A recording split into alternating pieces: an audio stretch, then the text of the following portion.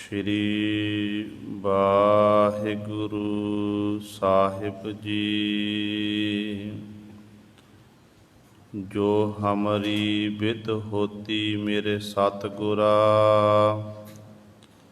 ਸਾਬਿਦ ਤੁਮ ਹਰ ਜਾਣਹੁ ਆਪੇ। ਹਮ ਰੁਲਤੇ ਫਿਰਤੇ ਕੋਈ ਬਾਤ ਨ ਪੂਛਤਾ, ਗੁਰ ਸਤਿਗੁਰ ਸੰਗ ਕੀਰੇ ਹਮ ਥਾਪੇ। ਧੰਨ ਧੰਨ ਗੁਰੂ ਨਾਨਕ ਜਨ ਕੇਰਾ, ਜਿਤ ਮਿਲਿਆ ਚੁਕੇ ਸਭ ਸੋਗ ਸੰਤਾਪੇ। ਜੇਤਾ ਸਮੁੰਦ ਸਾਗਰ ਨੀਰ ਭਰਿਆ, ਤੇਤੇ ਔਗਣ ਹਮਾਰੇ। ਦਇਆ ਕਰੋ ਕਿਛ ਮਿਹਰ ਉਪਾਵਹੁ, ਡੁੱਬਦੇ ਪੱਥਰ ਤਾਰੇ। ਜੀਅੜਾ ਅਗਨ ਬਰਾਬਰ ਤਪੈ, ਭੀਤਰ ਬੱਗੈ ਕਾਤੀ। ਪ੍ਰਣਵਤ ਨਾਨਕ ਹੁਕਮ ਪਛਾਣੈ, ਸੁਖ ਹੋਵੈ ਦਿਨ ਰਾਤੀ। ਬਾਣੀ ਗੁਰੂ ਗੁਰੂ ਹੈ ਬਾਣੀ, ਵਿੱਚ ਬਾਣੀ ਅੰਮ੍ਰਿਤ ਸਾਰੇ। ਗੁਰ ਬਾਣੀ ਕਹੈ ਸੇਵਕ ਜਨ ਮਾਨੈ, ਪਰਤਖ ਗੁਰੂ ਨਿਸਤਾਰੇ। ਸੋ ਕਹੋ ਟਲ ਗੁਰ ਸੇਵੀਐ, ਅਹਨਿਸ ਸਹਿਜ ਸੁਭਾਏ। ਦਰਸ਼ਨ ਪਰਸਿਆ ਗੁਰੂ ਕੈ, ਜਨਮ ਮਰਨ ਦੁਖ ਜਾਏ। ਹੋਵੈ ਸਿਫਤ ਖਸਮ ਦੀ, ਨੂਰ ਅਰਸੋ ਕੁਰਸੋ ਝਟੀਐ। ਤੁਧ ਡਿਠੇ ਸੱਚੇ ਪਾਤਸ਼ਾਹ, ਮਲ ਜਨਮ ਜਨਮ ਦੀ ਕੱਟੀਐ। ਸੱਜਣ ਸੱਚਾ ਪਾਤਸ਼ਾਹ, ਸਿਰ ਸਾਹਾਂਦੈ ਸਾਹੋ। ਜਿਸ ਪਾਸ ਬੈਠਿਆ ਸੋਹੀਐ, ਸਭਨਾ ਦਾ ਬੇਸਾਹੋ। ਸਤਿਨਾਮ। ਸ਼੍ਰੀ ਵਾਹਿਗੁਰੂ ਸਾਹਿਬ ਜੀ। ਮਾਰੂ ਮਹੱਲਾ ਪਹਿਲਾ।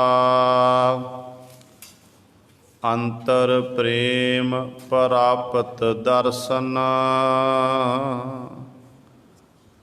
ਗੁਰਬਾਣੀ ਸਿਉ ਪ੍ਰੀਤ ਸੁਪਰਸਨ। ਅਹਨਿਸ ਨਿਰਮਲ ਜੋਤ ਸਬਾਈ, ਘਟ ਦੀਪਕ ਗੁਰਮੁਖ ਜਾਤਾ ਹੈ। ਅੰਤਰ ਪ੍ਰੇਮ ਪ੍ਰਾਪਤ ਦਰਸ਼ਨ, ਗੁਰਬਾਣੀ ਸਿਉ ਪ੍ਰੀਤ ਸੁਪਰਸਨ। ਅਹਨਿਸ ਨਿਰਮਲ ਜੋਤ ਸਬਾਈ, ਘਟ ਦੀਪਕ ਗੁਰਮੁਖ ਜਾਤਾ ਹੈ। ਭੋਜਨ ਗਿਆਨ ਮਹਾਰਸ ਮੀਠਾ, ਜਿਨ ਚਾਖਿਆ ਤਿਨ ਦਰਸ਼ਨ ਡੀਠਾ। ਦਰਸ਼ਨ ਦੇਖ ਮਿਲੇ ਬੈਰਾਗੀ, ਮਨ ਮਨਸਾ ਮਾਰ ਸਮਾਤਾ ਹੈ। ਸਤਿਗੁਰ ਸੇਵਹਿ ਸੇ ਪ੍ਰਧਾਨਾ, ਤਿਨ ਘਟ ਘਟ ਅੰਤਰ ਬ੍ਰਹਮ ਪਛਾਨਾ। ਨਾਨਕ ਹਰ ਜਸ ਹਰ ਜਨ ਕੀ ਸੰਗਤ ਦੀਜੈ। ਜਿਨ ਸਤ ਗੁਰ ਹਰ ਪ੍ਰਭ ਜਾਤਾ ਹੈ। ਸਤ ਗੁਰ ਸੇਵਹਿ ਸੇ ਪ੍ਰਧਾਨਾ। ਤਿਨ ਘਟ ਘਟ ਅੰਤਰ ਬ੍ਰਹਮ ਪਛਾਨਾ। ਨਾਨਕ ਹਰ ਜਸ ਹਰ ਜਨ ਕੀ ਸੰਗਤ ਦੀਜੈ। ਜਿਨ ਸਤ ਗੁਰ ਹਰ ਪ੍ਰਭ ਜਾਤਾ ਹੈ। ਵਾਹਿਗੁਰੂ ਜੀ ਕਾ ਖਾਲਸਾ ਵਾਹਿਗੁਰੂ ਜੀ ਕੀ ਫਤਿਹ। ਪਰਮ ਸਨਮਾਨਯੋਗ ਜੁਗੋ ਜੁਗ ਅਟਲ ਚਵਰ ਛਤਰ ਤਖ ਦੇ ਮਾਲਕ ਬਾਣੀ ਕੇ ਬੋਹਿਤ ਜਾਹਰਾ ਜਹੂਰ ਹਾਜ਼ਰਾ ਹਜੂਰ ਸਰਬ ਕਲਾ ਸਮਰੱਥ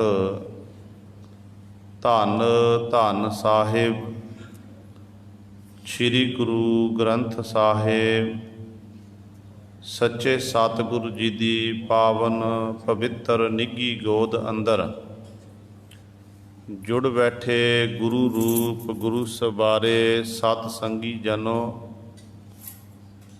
ਆਪ ਜੀ ਵੱਡੀਆਂ ਭਾਗਾਂ ਵਾਲੇ ਹੋ ਜੋ ਦਸ਼ਮੇਸ਼ ਪਿਤਾ ਗੁਰੂ ਕਲਗੀਧਰ ਸਤਿਗੁਰੂ ਅੰਮ੍ਰਿਤ ਕੇ ਦਾਤੇ ਸਰਬੰਸ ਦਾਨੀ ਸਹਿਬੇ ਕਮਾਲ ਹੱਕ ਹੱਕ ਅੰਦੇਸ ਗੁਰੂ ਗੋਬਿੰਦ ਸਿੰਘ ਬਾਦਸ਼ਾਹ ਦਰਵੇਸ਼ ਗੁਰੂ ਗੋਬਿੰਦ ਸਿੰਘ ਸ਼ਾਹੇ ਸ਼ਹਿਨਸ਼ਾਹ ਧੰਨ ਧੰਨ ਸਾਹਿਬ ਸ੍ਰੀ ਗੁਰੂ ਗੋਬਿੰਦ ਸਿੰਘ ਮਹਾਰਾਜ ਜੀ ਦੀ ਚਰਨ ਛੋਹ ਧਰਤੀ ਮਹਾਨ ਪਵਿੱਤਰ ਅਸਥਾਨ ਗੁਰਦੁਆਰਾ ਮੰਜੀ ਸਾਹਿਬ ਆਲਮਗੀਰ ਵਿਖੇ ਅੰਮ੍ਰਿਤ ਵੇਲੇ ਤੋਂ ਹਾਜ਼ਰੀਆਂ ਭਰ ਕੇ ਸਤ ਸੰਗਤ ਕਰਕੇ ਸਤਿਗੁਰੂ ਜੀ ਦੀਆਂ ਖੁਸ਼ੀਆਂ ਪ੍ਰਾਪਤ ਕਰ ਰਹੇ ਹੋ। ਅੰਮ੍ਰਿਤ ਵੇਲੇ ਤੋਂ ਸਜੇ ਦੀਵਾਨਾਂ ਵਿੱਚ ਆਪ ਜੀ ਨੇ ਹੁਣੇ ਹੀ ਸਤਿਕਾਰਯੋਗ ਗੁਰੂ ਘਰ ਦੇ ਕੀਰਤਨੀਆਂ ਪਾਸੋਂ ਸ਼੍ਰੀ ਆਸਾ ਜੀ ਕੀ ਵਾਰ ਦੇ ਕੀਰਤਨ ਸ਼ਰਵਣ ਕੀਤੇ ਹਨ। ਸੋ ਆਓ ਗੁਰੂ ਸਵਾਰਿਓ, ਸਮਾਂ ਹੈ ਜੋ ਚੱਲ ਰਹੀ ਲੜੀਵਾਰ ਗੁਰਬਾਣੀ ਦੀ ਕਥਾ ਮਾਰੂ ਰਾਗ ਦੇ ਵਿੱਚੋਂ ਆਪ ਸੰਗਤਾਂ ਸ਼ਰਵਣ ਕਰਦੀਆਂ ਆ ਰਹੀਆਂ ਹਨ। ਧੰਨ ਧੰਨ ਸਾਹਿਬ ਸ੍ਰੀ ਗੁਰੂ ਨਾਨਕ ਦੇਵ ਮਹਾਰਾਜ ਦੇ ਪਾਵਨ ਸ਼ਬਦਾਂ ਦੀ ਵਿਚਾਰ ਚੱਲ ਰਹੀ ਹੈ। ਮਾਰੂ ਸੋਲ੍ਹੇ। ਸੋ ਸਤਿਗੁਰਾਂ ਦੀ ਕਿਰਪਾ ਸਦਕਾ ਕੱਲ੍ਹ ਵਾਲੀ ਵਿਚਾਰ ਦੇ ਵਿੱਚ ਤਕਰੀਬ 14 ਪਦਿਆਂ ਤੱਕ ਆਪ ਜੀ ਨੇ ਵਿਚਾਰ ਸ਼ਰਵਣ ਕੀਤੀ ਸੀ। ਹੁਣ ਸਤਿਗੁਰੂ ਉਸ ਤੋਂ ਅਗਲੇ 15ਵੇਂ ਪਦੇ ਦੁਆਰਾ ਸਾਡੇ ਉੱਤੇ ਬਖਸ਼ਿਸ਼ ਕਰ ਰਹੇ ਹਨ। ਆਓ ਆਪਣੀਆਂ ਮਨ ਬਿਰਤੀਆਂ ਇਕਾਗਰ ਕਰੀਏ, ਧਿਆਨ ਗੁਰੂ ਚਰਨਾਂ ਨਾਲ ਜੋੜੀਏ ਅਤੇ ਸਤਿਗੁਰੂ ਮਹਾਰਾਜ ਜੀ ਦੇ ਪਾਵਨ ਉਪਦੇਸ਼ ਨੂੰ ਹਿਰਦਿਆਂ ਵਿੱਚ ਵਸਾ ਕੇ ਆਪਣਾ ਜੀਵਨ ਸਫਲਾ ਕਰੀਏ। ਕਰੋ ਸਾਰੇ ਆਪਣੀ ਰਸਨਾ ਪਵਿੱਤਰ, ਆਖੋ ਜੀ ਸਤਨਾਮ ਸ੍ਰੀ ਵਾਹਿਗੁਰੂ ਸਾਹਿਬ ਜੀ। ਸਤਨਾਮ ਸ੍ਰੀ ਵਾਹਿਗੁਰੂ ਸਾਹਿਬ ਜੀ। ਅੰਤਰ ਪ੍ਰੇਮ ਪ੍ਰਾਪਤ ਦਰਸ਼ਨ, ਗੁਰਬਾਣੀ ਸਿਉ ਪ੍ਰੀਤ ਸੁਪਰਸਨ। ਧੰਨ ਧੰਨ ਸਾਹਿਬ ਸ੍ਰੀ ਗੁਰੂ ਨਾਨਕ ਦੇਵ ਮਹਾਰਾਜ, ਜਿਨ੍ਹਾਂ ਦੇ ਚਰਨਾਂ ਦੇ ਵਿੱਚ ਜਗਿਆਸੂ ਜਨ ਸਵਾਲ ਕਰਦੇ ਨੇ ਅਤੇ ਸਤਿਗੁਰੂ ਜੀ ਗੁਰਬਾਣੀ ਦੇ ਰਾਹੀਂ ਉਹਨਾਂ ਦੇ ਸਵਾਲਾਂ ਦਾ ਉੱਤਰ ਦੇ ਰਹੇ ਹਨ। ਜਗਿਆਸੂ ਜਨਾਂ ਨੇ ਫਿਰ ਸਤਿਗੁਰੂ ਪਾਤਸ਼ਾਹ ਦੇ ਚਰਨਾਂ 'ਚ ਬੇਨਤੀ ਕੀਤੀ, ਅਰਜ਼ੋਈ ਕੀਤੀ ਕਿ ਪਾਤਸ਼ਾਹ ਜੀ, ਆਪ ਜੀ ਕਿਰਪਾ ਕਰਕੇ ਦੱਸੋ, ਜਿੱਥੇ ਆਪ ਜੀ ਇਹ ਦੱਸ ਰਹੇ ਹੋ ਕਿ ਪ੍ਰਭੂ ਪਰਮਾਤਮਾ ਦੇ ਦਰਸ਼ਨ ਦੀਦਾਰੇ ਵੱਡੇ ਵੱਡੇ ਦੇਵੀ ਦੇਵਤੇ ਇਤਿਆਦਿਕ ਪੀਰ ਪੈਗੰਬਰ ਹੋਏ ਨੇ, ਉਹਨਾਂ ਨੂੰ ਵੀ ਪ੍ਰਾਪਤ ਨਹੀਂ ਹੋਏ, ਉਹ ਵੀ ਉਸ ਮਾਲਕ ਦੇ ਨਾਮ ਦੀ ਕਦਰ ਨਹੀਂ ਜਾਣ ਸਕੇ, ਉਹ ਵਾਹਿਗੁਰੂ ਲਖਣਾਂ ਤੋਂ ਰਹਿਤ ਹੈ, ਤੇ ਸਤਿਗੁਰੂ ਜੀ ਫਿਰ ਐਸੇ ਮਾਲਕ ਦੇ ਦੀਦਾਰ ਕਿਵੇਂ ਹੋ ਸਕਦੇ ਨੇ, ਪ੍ਰਭੂ ਨੂੰ ਦੇਖੀਏ ਕਿਵੇਂ? ਤੇ ਸਤਿਗੁਰੂ ਕਹਿੰਦੇ ਨੇ, ਜਦੋਂ ਇਹ ਜੀਵ ਤੇਰੇ ਅੰਦਰ ਪ੍ਰੇਮ ਹੋਵੇਗਾ, ਪ੍ਰੇਮ ਦੇ ਸਹਿਤ ਉਸ ਵਾਹਿਗੁਰੂ ਦੇ ਗੁਣਾਂ ਦਾ ਤੂੰ ਗਾਇਨ ਕਰੇਗਾ ਨਾ, ਪਰ ਇੱਕ ਦਿਨ ਐਸਾ ਸਮਾਂ ਆਣਾ, ਤੈਨੂੰ ਮਾਲਕ ਪ੍ਰਭੂ ਦੇ ਪ੍ਰਾਪਤ ਦਰਸ਼ਨ, ਵਾਹਿਗੁਰੂ ਦੇ ਤੈਨੂੰ ਦੀਦਾਰ ਹੋ ਜਾਣੇ ਹਨ। ਜਿਹੋ ਜਿਹਾ ਸਰੂਪ ਤੂੰ ਆਪਣੇ ਅੰਦਰ ਧਾਰਨ ਕਰ ਲਵੇਗਾ ਨਾ, ਉਹੋ ਜਿਹਾ ਸਰੂਪ ਤੇਰੇ ਅੰਦਰ ਹੀ ਉਹ ਪ੍ਰਗਟ ਹੋ ਜਾਵੇਗਾ। ਪਰ ਗੱਲ ਤਾਂ ਪ੍ਰੇਮ ਦੀ ਹੈ, ਪ੍ਰੇਮ ਤੋਂ ਬਿਨਾਂ ਗੁਰੂ ਸਰ ਕੋਈ ਵੀ ਕਾਰਜ ਨਹੀਂ ਹੋ ਸਕਦਾ। ਦੁਨਿਆਵੀ ਕੰਮ ਧੰਦਾ ਕਰਦੇ ਹਾਂ ਆਪਾਂ, ਕੋਈ ਖੇਤੀਬਾੜੀ ਕਰਦਾ, ਕੋਈ ਦੁਕਾਨਦਾਰੀ ਕਰਦਾ, ਕੋਈ ਨੌਕਰੀ ਚਾਕਰੀ ਕਰਦਾ ਏ, ਜੇ ਸਾਡਾ ਮਨ ਨਾ ਹੋਵੇ ਤੇ ਆਪਾਂ ਉਹਦੇ ਵਿੱਚ ਕਾਮਯਾਬ ਨਹੀਂ ਹੋ ਸਕਾਂਗੇ। ਜੇ ਮਨ ਲਾ ਕੇ ਆਪਾਂ ਕੋਈ ਵੀ ਕਿੱਤਾ ਕਰੀਏ ਤੇ ਸਾਨੂੰ ਫਿਰ ਸਫਲਤਾ ਮਿਲਦੀ ਹੈ। ਇਸ ਕਰਕੇ ਸਤਿਗੁਰੂ ਕਹਿੰਦੇ ਨੇ, ਜਿਸੇ ਤਰ੍ਹਾਂ ਪ੍ਰਭੂ ਪਰਮਾਤਮਾ ਦੇ ਦਰਸ਼ਨ ਦੀਦਾਰੇ ਕਰਨ ਦੇ ਲਈ ਵੀ ਪ੍ਰਭੂ ਦੇ ਨਾਮ ਵਿੱਚ, ਸਤਿਗੁਰਾਂ ਦੀ ਬਾਣੀ ਦੇ ਵਿੱਚ ਤੈਨੂੰ ਪ੍ਰੇਮ ਪੈਦਾ ਕਰਨਾ ਪਵੇਗਾ।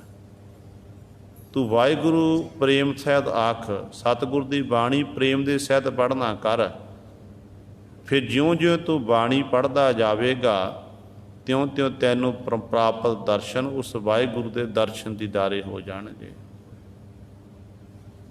ਹੁਣ ਪ੍ਰੇਮ ਕੀ ਹੈ? ਸਤਿਗੁਰੂ ਜੀ ਤੋਂ ਪੁੱਛੋ। ਗੁਰੂ ਪਾਤਸ਼ਾਹ ਜੀ ਬਚਨ ਕਰਦੇ ਹਨ ਕਿ ਅੰਤਰ ਪਿਆਸ ਉੱਠੀ ਪ੍ਰਭ ਕੇਰੀ, ਸੁਣ ਗੁਰ ਬਚਨ ਮਨ ਤੀਰ ਲਗਈਆ, ਮਨ ਕੀ ਬਿਰਥਾ ਮਨ ਹੀ ਜਾਣੈ, ਅਵਰ ਕੇ ਜਾਣੈ ਕੋ ਪੀਰ ਪਰਈਆ। ਜਿਨ੍ਹਾਂ ਦੇ ਅੰਦਰ ਪਿਆਸ ਉੱਠਦੀ ਹੈ, ਤਾਂਘ ਪੈਦਾ ਹੁੰਦੀ ਹੈ ਕਿ ਗੁਰੂ ਨੂੰ ਮਿਲਣਾ, ਪ੍ਰਭੂ ਦੇ ਦੀਦਾਰ ਕਰਨੇ, ਪ੍ਰਭੂ ਦੇ ਦੀਦਾਰ ਕਰਕੇ ਵਾਹਿਗੁਰੂ ਦੇ ਗੁਣਾਂ ਦਾ ਗਾਇਨ ਕਰਨਾ, ਤੇ ਗੁਰੂ ਸਵਾਰਿਓ ਉਹਨਾਂ ਦੇ ਫਿਰ ਜਦੋਂ ਇਸ ਤਰ੍ਹਾਂ ਇਹ ਪਿਆਸ ਉੱਠਦੀ ਨਾ, ਤੜਫ ਪੈਦਾ ਹੁੰਦੀ ਹੈ, ਫਿਰ ਉਹ ਗੁਰੂ ਦੇ ਬਚਨਾਂ ਨੂੰ ਸੁਣਦੇ ਨੇ। ਗੁਰੂ ਦੇ ਬਚਨਾਂ ਨੂੰ ਸੁਣ ਕੇ ਉਹਦੇ ਮੁਤਾਬਕ ਫਿਰ ਆਪਣੇ ਜੀਵਨ ਨੂੰ ਬਤੀਤ ਕਰਦੇ ਹਨ। ਫਿਰ ਉਹਨਾਂ ਦਾ ਗੁਰੂ ਦੇ ਬਚਨਾਂ ਦੇ ਰਾਹੀਂ ਜਿਹੜਾ ਹਿਰਦਾ ਹੈ ਉਹ ਬਿੰਨਿਆ ਜਾਂਦਾ ਹੈ। ਇਸ ਤਰ੍ਹਾਂ ਫਿਰ ਹਿਰਦੇ ਅੰਦਰ ਘਾਹ ਪੈਦਾ ਹੁੰਦਾ। ਕਹਿੰਦੇ ਹੁਣ ਜੇ ਅੰਦਰ ਦੀ ਬਿਰਹਾ, ਅੰਦਰ ਦੀ ਪੀੜਾ ਨੂੰ ਉਹੀ ਜਾਣ ਸਕਦਾ ਜਿਹਦੇ ਅੰਦਰ ਉਹ ਪੀੜਾ, ਉਹ ਦਰਦ ਪੈਦਾ ਹੁੰਦੀ ਹੋਵੇ। ਜਿਹਦੇ ਅੰਦਰ ਦਰਦ ਹੀ ਨਹੀਂ ਹੋਈ, ਪੀੜਾ ਨਹੀਂ ਹੋਈ, ਉਹਨੂੰ ਕੀ ਪਤਾ ਕਿ ਪ੍ਰਭੂ ਤੇ ਪ੍ਰਭੂ ਦੇ ਪਿਆਰੇ ਅੰਦਰ ਤਾਂਘ ਕਿਹੋ ਜਿਹੀ ਹੈ। ਤੇ ਇਸ ਤਰ੍ਹਾਂ ਫਿਰ ਇਹ ਜਦੋਂ ਹਿਰਦੇ ਅੰਦਰ ਪ੍ਰੇਮ ਪੈਦਾ ਹੁੰਦਾ ਤੇ ਉਦੋਂ ਗੁਰੂ ਸਵਾਰਿਓ ਇਹ ਜੀਵ ਦਾ ਫਿਰ ਪ੍ਰਭੂ ਪਰਮਾਤਮਾ ਨਾਲ ਮਿਲਾਪ ਹੁੰਦਾ ਹੈ। ਹੁਣ ਪ੍ਰੇਮ ਕੀ ਹੈ? ਪ੍ਰੇਮ ਦੀਆਂ ਬਹੁਤ ਸਾਰੀਆਂ ਉਦਾਹਰਨਾਂ ਗੁਰੂ ਗ੍ਰੰਥ ਸਾਹਿਬ ਮਹਾਰਾਜ ਸਾਨੂੰ ਪ੍ਰਾਪਤ ਹੁੰਦੀਆਂ ਨੇ। ਜਿਵੇਂ ਗੁਰੂ ਕਲਗੀਧਰ ਪਾਤਸ਼ਾਹ ਬਚਨ ਕਰਦੇ ਨੇ, ਕਹਾਂ ਭਇਓ ਜੋ ਦਊ ਲੋਚਨ ਮੂੰਦਕੈ, ਬੈਠ ਰਹਿਓ ਬਕ ਧਿਆਨ ਲਗਾਇਓ, ਨਾਤ ਫਿਰਿਓ ਲੀਏ ਸਾਤ ਸਮੁੰਦਰਨ, ਲੋਕ ਗਇਓ ਪਰ ਲੋਕ ਗਵਾਇਓ, ਬਾਸ ਕੀਓ ਬਿਖਿਆਨ ਸੋ ਬੈਠ ਕੈ, ਐਸੇ ਹੀ ਐਸੇ ਸੋ ਬੈਸ ਬਿਤਾਇਓ, ਸਾਚ ਕਹੋ ਸੁਨ ਲਿਓ ਸਭੈ, ਜਿਨ ਪ੍ਰੇਮ ਕੀਓ ਤਿਨ ਹੀ ਪ੍ਰਪਾਇਓ। ਜਿਨ੍ਹਾਂ ਨੇ ਵਾਹਿਗੁਰੂ ਦੇ ਨਾਲ ਪ੍ਰੇਮ ਕੀਤਾ, ਉਹਨਾਂ ਨੇ ਫਿਰ ਗੁਰੂ ਸਵਾਰੇ ਪ੍ਰਭੂ ਪਰਮਾਤਮਾ ਨੂੰ ਪ੍ਰਾਪਤ ਕੀਤਾ ਹੈ। ਇਸੇ ਤਰ੍ਹਾਂ ਹੀ ਪ੍ਰੇਮ ਦੀ ਇੱਕ ਉਦਾਹਰਣ ਭਗਤ ਰਵਿਦਾਸ ਸਾਹਿਬਾਨ ਜੀ ਦੇ ਰਹੇ ਨੇ ਸੋਠ ਰਾਗ ਦੀ ਭਗਤ ਬਾਣੀ ਦੇ ਵਿੱਚ। ਭਗਤ ਜੀ ਦਾ ਫਰਮਾਨ ਹੈ, ਕਹਿੰਦੇ ਦੇਖੋ ਜੇ ਮੱਛੀ ਦਾ ਪਾਣੀ ਨਾਲ ਪ੍ਰੇਮ ਹੈ ਨਾ, ਜੇ ਮੱਛੀ ਪਾਣੀ ਕਰ ਮੱਛੀ ਦੇ ਟੁਕੜੇ ਟੁਕੜੇ ਕੀਤੇ, ਜਮਸ਼ੇਰਾ ਮੱਛੀ ਨੂੰ ਪਕੜਦਾ ਤੇ ਖਰੀਦਣ ਵਾਲਾ ਖਰੀਦ ਕੇ ਲੈ ਕੇ ਜਾਂਦਾ ਏ, ਜਦੋਂ ਉਸ ਮੱਛੀ ਨੂੰ ਟੁਕੜੇ ਟੁਕੜੇ ਕਰ ਘਰ ਵਿੱਚ ਬਣਾਇਆ ਜਾਂਦਾ ਨਾ, ਖਾਣ ਵਾਲੇ ਨੂੰ ਪਿਆਸ ਲੱਗਦੀ ਹੈ। ਤੇ ਉਹ ਸਤਿਗੁਰੂ ਜੀ ਇੱਥੇ ਉਦਾਹਰਨ ਦਿੰਦੇ ਨੇ, ਕਹਿੰਦੇ ਮੀਨ ਪੱਕਰ ਫਾਂਕਿਓ ਔਰ ਕਾਟਿਓ ਰਾਂਦ ਕੀਓ ਬਹੁਬਾਨੀ, ਖੰਡ ਖੰਡ ਕਰ ਭੋਜਨ ਕੀਨੋ। ਟੁਕੜੇ ਟੁਕੜੇ ਕਰਕੇ ਭੋਜਨ ਕਰ ਲਿਆ, ਕਹਿੰਦੇ ਚਬਾ ਕੇ ਦੰਦਾਂ ਨਾਲ ਅੰਦਰ ਲੈ ਗਏ। ਤਊ ਨਾ ਬਿਸਰਿਓ ਪਾਣੀ, ਕਹਿੰਦੇ ਉਹਨੂੰ ਆਪਣਾ ਪਿਆਰਾ ਪਾਣੀ ਨਹੀਂ ਭੁੱਲਿਆ, ਅੰਦਰ ਜਾ ਕੇ ਵੀ ਉਹ ਪਾਣੀ ਮੰਗਦੀ ਹੈ। ਇਸੇ ਤਰ੍ਹਾਂ ਪ੍ਰਭੂ ਦੇ ਪਿਆਰੇ ਜਿਹੜੇ ਨੇ ਨਾਮ ਰਸੀਏ ਨੇ, ਜਿਨ੍ਹਾਂ ਦੇ ਅੰਦਰ ਪ੍ਰੇਮ ਪੈਦਾ ਹੁੰਦਾ ਹੈ, ਉਹ ਗੁਰੂ ਸਵਾਰਿਓ ਅੱਠੇ ਪਹਿਰ ਮਾਲਕ ਦੇ ਗੁਣਾਂ ਦਾ ਗਾਇਨ ਕਰਦੇ ਨੇ। ਚਾਹੇ ਉਹਨਾਂ ਦੇ ਸਰੀਰ ਦੇ ਟੁਕੜੇ ਟੁਕੜੇ ਕਰ ਦਿੱਤੇ ਜਾਣ, ਚਾਹੇ ਸੀਸ ਉੱਤੇ ਆਰਾ ਚੱਲ ਜਾਵੇ, ਚਾਹੇ ਉਹਨਾਂ ਨੂੰ ਗੁਰੂ ਸਰੇ ਜਿੰਨੀਆਂ ਮਰਜ਼ੀ ਮੁਸ਼ਕਲਾਂ ਸਾਹਮਣਾ ਕਰਨਾ ਪਵੇ, ਪਰ ਉਹ ਪ੍ਰਭੂ ਦੇ ਪਿਆਰੇ ਕਦੇ ਮਾਲਕ ਦਾ ਨਾਮ ਨਹੀਂ ਵਿਸਾਰਦੇ। ਉਹ ਸਾਸ ਗਰਾਸ ਦਰਾ ਵਾਹਿਗੁਰੂ ਦੇ ਨਾਮ ਨੂੰ ਜਪਦੇ ਨੇ। ਇਸ ਤਰ੍ਹਾਂ ਜਦੋਂ ਪ੍ਰੇਮ ਦੇ ਸਹਿਤ ਜਪਿਆ ਹੋਇਆ ਨਾਮ, ਜਦੋਂ ਹਿਰਦੇ ਅੰਦਰ ਪ੍ਰੇਮ ਪੈਦਾ ਹੋ ਗਿਆ, ਤੇ ਉਦੋਂ ਫਿਰ ਉਸ ਮਾਲਕ ਪ੍ਰਭੂ ਦੀ ਸਾਨੂੰ ਪ੍ਰਾਪਤੀ ਮਨ ਹੋ ਗਈ। ਪਰ ਗੁਰੂ ਪਾਤਸ਼ਾਹ ਕਹਿੰਦੇ ਨੇ ਹਰ ਇੱਕ ਨੂੰ ਇਹ ਪ੍ਰਾਪਤ ਨਹੀਂ ਹੁੰਦੇ, ਕਹਿੰਦੇ ਉਹੀ ਪ੍ਰਾਪਤ ਕਰ ਅੰਤਰ ਪ੍ਰੇਮ ਪ੍ਰਾਪਤ ਦਰਸ਼ਨ। ਜਿਨ੍ਹਾਂ ਦੇ ਅੰਦਰ ਪ੍ਰੇਮ, ਉਹਨੂੰ ਫਿਰ ਪ੍ਰਭੂ ਦੇ ਦਰਸ਼ਨ ਪ੍ਰਾਪਤ ਹੋ ਗਏ।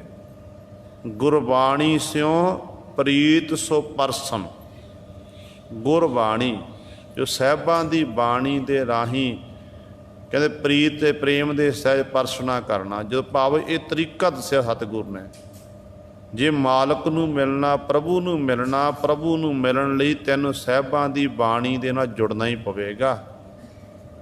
ਬਾਣੀ ਹੀ ਇੱਕ ਐਸੀ ਹੈ ਜਿਹੜੀ ਧੁਰੋਂ ਦਰਗਾਹੋਂ ਮਾਲਕ ਦੀ ਬਾਣੀ ਹੈ, ਇਹ ਉਸ ਮਾਲਕ ਪ੍ਰਭੂ ਨਾਲ ਤੈਨੂੰ ਮਿਲਣ ਵਾਲੀ ਹੈ। ਇਸੇ ਕਰਕੇ ਗੁਰੂ ਸਵਾਰਿਓ ਸਤਿਗੁਰੂ ਸਾਨੂੰ ਸਮਝਾਉਂਦੇ ਨੇ, ਗੁਰਬਾਣੀ ਸੋ ਪ੍ਰੀਤ ਸੋ ਪਰਸਨ। ਗੁਰਬਾਣੀ ਜਿਹਦੇ ਬਾਬਤ ਸਤਿਗੁਰੂ ਕਹਿੰਦੇ ਇਹ ਬਾਣੀ ਕਿਹੜੀ ਹੈ, ਧੁਰੋਂ ਦਰਗਾਹੋਂ ਆਈ ਹੋਈ ਬਾਣੀ। ਕਿਉਂਕਿ ਧੁਰ ਕੀ ਬਾਣੀ ਆਈ ਤਿਨ ਸਗਲੀ ਚਿੰਤ ਮਿਟਾਈ, ਦਇਆਲ ਪੁਰਖ ਮਿਹਰਬਾਨਾ ਹਰ ਨਾਨਕ ਸਾਚ ਬਖਾਨਾ। ਇਹ ਸਤਿਗੁਰਾਂ ਦੀ ਬਾਣੀ ਜਿਹੜੀ ਸੱਚੀ ਬਾਣੀ ਹੈ, ਜਿਹੜੀ ਸਤਿਗੁਰ ਕੇ ਰੀਸੈ ਹੋਰ ਕੱਚ ਵਿੱਚ ਬੋਲਦੇ। ਕਈ ਇਹੋ ਜਿਹੇ ਸ਼ਰਾਰਤੀ ਅਨਸਰ ਨੇ ਜਿਹੜੇ ਸਤਿਗੁਰਾਂ ਦੀ ਰੀਸ ਕਰਕੇ ਕੱਚੀ ਬਾਣੀ ਗੁਰੂ ਸਾਹਿਬ ਆਪਣੇ ਮੁੱਖੋਂ ਕਵਿਤਾਵਾਂ ਇਤਿਆਦਿਕ ਬਣਾ ਕੇ ਗੁਰੂ ਨਾਨਕ ਸਾਹਿਬ ਮਹਾਰਾਜ ਥੱਲੇ ਨਾਮ ਦਰਜ ਕਰਦੇ ਨੇ। ਉਹ ਬਾਣੀ ਨਹੀਂ ਜਿਹੜੀ ਧੁਰੋਂ ਦਰਗਾਹੋਂ 1430 ਅੰਕ ਸਤਿਗੁਰੂ ਜੀ ਨੇ ਗੁਰੂ ਗ੍ਰੰਥ ਸਾਹਿਬ ਮਹਾਰਾਜ ਦਰਜ ਹਨ, ਇਹ ਸਤਿਗੁਰ ਦੀ ਬਾਣੀ ਹੈ। ਹੁਣ ਗੁਰਬਾਣੀ ਪੜ੍ਹ ਕੇ ਪਤਾ ਲੱਗਿਆ ਕਿ ਫਲਾਣੇ ਸਮੇਂ ਫਲਾਣੇ ਭਗਤ ਹੋਏ ਨੇ, ਉਹ ਗੁਰਮੁਖ ਪਿਆਰੇ ਹੋਏ ਨੇ, ਜਿਨ੍ਹਾਂ ਨੇ ਕਮਾਈ ਕੀਤੀ, ਜਿਨ੍ਹਾਂ ਦੇ ਅੰਦਰ ਪ੍ਰੇਮ ਉਤਪੰਨ ਹੋਇਆ, ਤੇ ਪ੍ਰੇਮ ਦੇ ਸਹਿਤ ਉਹਨਾਂ ਨੇ ਮਾਲਕ ਦਾ ਨਾਮ ਜਪਿਆ ਤੇ ਮਾਲਕ ਪ੍ਰਭੂ ਨੂੰ ਪ੍ਰਾਪਤ ਕਰ ਲਿਆ। ਦੇਖੋ ਸਤਿਗੁਰੂ ਪਾਤਸ਼ਾਹ ਮਹਾਰਾਜ ਦੇ ਬਚਨ ਪੜ੍ਹਦੇ ਹਾਂ।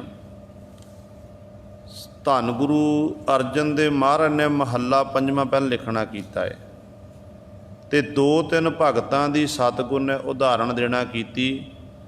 ਕਹਿਣ ਲੱਗੇ ਗੋਬਿੰਦ ਗੋਬਿੰਦ ਗੋਬਿੰਦ ਸੰਗ, ਨਾਮ ਦਿਓ ਮਨ ਲੀਣਾ, ਆੜ ਦਾਮ ਕੋ ਸ਼ੀਪਰੋ ਹੋਇਓ ਲਾਖੀਣਾ, ਬੁਨਣਾ ਤਨਣਾ ਤਿਆਗ ਕੈ ਪ੍ਰੀਤ ਚਰਨ ਕਬੀਰਾ। ਕਹਿੰਦੇ ਨੇ ਇਸ ਤਰ੍ਹਾਂ ਭਗਤ ਨਾਮਦੇਵ ਜਿਹੜਾ ਅੱਧੀ ਕੋਡੀ ਦਾ ਸ਼ੀਂਬਾ ਸੀ, ਉਹ ਪਰਮਾਤਮਾ ਦੇ ਗੁਣ ਗਾ ਕੇ ਪਰਮਾਤਮਾ ਦੇ ਵਿੱਚ ਹੀ ਲੀਨ ਹੋ ਗਿਆ, ਭੇਦ ਹੋ ਗਿਆ, ਪ੍ਰੇਮ ਦੇ ਸਹਿਤ ਮਾਲਕ ਦੇ ਗੁਣ ਗਾਏ। आड दाम को शीपरो होयो लाखीणा, बुनना तुरना त्याग कै प्रीत चरण कबीरा, नीच कुला जो लाहरा भयो गुणी गहीरा। जिस भगत रविदास भगत नाम वाहिगुरु भगत कबीर साहबान जी नूं नीवीं जाति वाला मन्निया जांदा सी, जुलाहा जाति सी, कहंदे वो गुणां दा गहीर खजाना बन गया। प्रभु दे गुण गा के प्रभु विच ही अभेद हो गए, लीन हो गए। रविदास ढबंता ढोर नीत, तिन त्यागी माया, प्रगट होआ साध संग हर दर्शन पाया। रविदास जी जिहड़े पशु ढोण दा काम करदे सी, जुत्तियां गणन दा काम करदे सी, ते एडे वड्डे त्यागी बन गए ते माया नूं त्याग दिता। कहंदे ऐनी महिमा हो गई, वडियाई हो गई, ते उन्हां दी सारे साध संग प्रगट हुआ साध दर्शन पाया कि रविदास जी ने उस हरि परमात्मा नूं परमात्मा दे दीदार कर लए। फिर अगली उदाहरण दिंदे ने, सैन नाई बुतकारिया, ओ घर घर सुनिया, हिरदै बसे बसिया पार ब्रह्म भगतां मैं गणिया। जिहड़ा सैन नाई भगत श्री सैन जी, जिन्हां नूं ਜਿਹੜੇ राजे ਦੀ मुट्ठी चापी करते सन, आप जी सारे इतिहास तो भली पत जाणू हो कि सतसंगी सी। कोई संत जन घर दे विच चल के आ जाण ते संगत दे विच समा गुजारना।